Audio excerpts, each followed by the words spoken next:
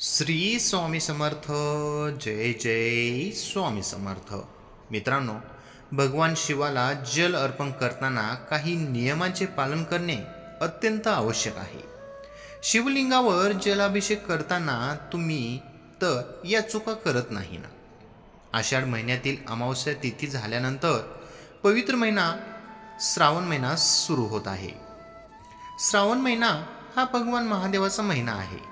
यंदा श्रावण महिना 5 ऑगस्टपासून सुरू झाला आहे. यंदा श्रावण महिन्यात सर्वार्थ सिद्धी योग, प्रीती योग आणि आयुष्यमान योगासह अनेक राजयोगी तयार होत आहेत. असे दुर्मिळ योग 72 वर्षानंतर घडून येणार असल्याचे मानले जात आहे. पौराणिक कथानुसार श्रावण महिन्यादरम्यान भगवान शंकराने समुद्र मंथनातून निघणारे विष धारण केले होते. यामुळे भगवान शिवांचे शरीर तापण्यास सुरुवात झाली होती. भगवान शिवाची ही अवस्था पाहून सगळेच देवदेवता चिंताग्रस्त झाले आणि त्यांनी भगवान शिवावर जल अभिषेक सुरू केला. याचंच प्रतीक म्हणून दरवर्षी श्रावण महिन्यात महादेवांच्या पिंडीवर अर्थात शिवलिंगावर जल अभिषेक केला जातो. शिवलिंगामध्ये महादेवाच्या संपूर्ण कुटुंबाचा म्हणजेच माता पार्वती, भगवान गणेश, कार्तिकेय आणि देवी अशोक सुंदरी यांचा वास आहे. त्यामुळे महादेवाच्या पिंडीवर जलाभिषेक केल्याने त्यांचे संपूर्ण कुटुंब प्रसन्न होते. त्यामुळे या महिन्यात शिवलिंगावर जलाभिषेक करण्याचे विशेष महत्त्व आहे.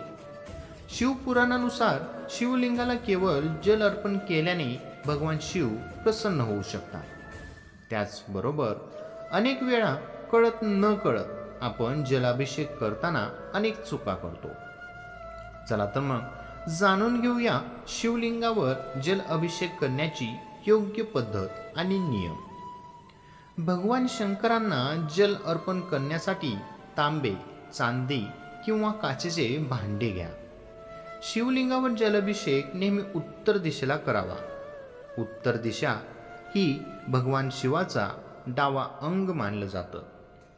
ही जागा पार्वती मातेला समर्पित आहे. सर्वप्रथम ज्या शिवलिंगावर गणेशाचे स्थान आहे त्यामुळे सगळ्यात आधी शिवलिंगाच्या या जलधारीच्या दिशेने पाणी अर्पण करावे.